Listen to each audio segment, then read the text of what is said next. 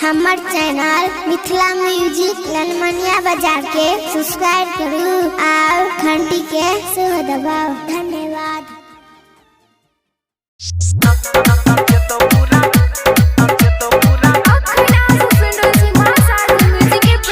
Music by DJ Umesh,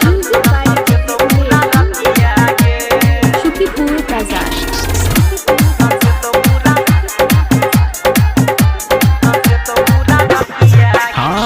छोरा बरतिया गे गे गे गे नचे तो पूरा रतिया गे।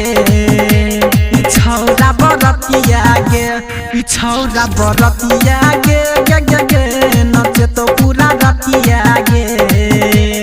छोरा बरतिया गे जनमरी देखा क पजरिया में सट तो चुमा ले तो देखा क हजरिया गे। छोरा बरतिया गे गे गे गे नचे तो पूरा रतिया गे। छोरा बरतिया गे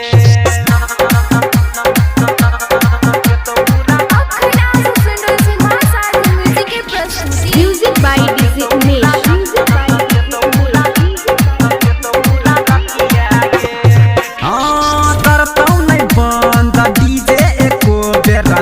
तो देखा क तोरा छुरा गे। छई गे छौरी छौरा बरतिया घुसा दे तो पूरा गे।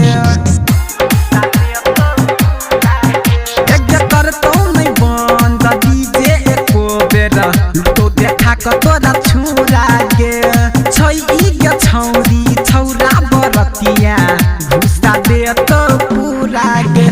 गे आगा कियो तक तो हाँ पाछा झक झक तो उठा दे तो तोहर घघरिया गे। छौरा बरतिया गे गे गे गे नचे तो पूरा रतिया गे।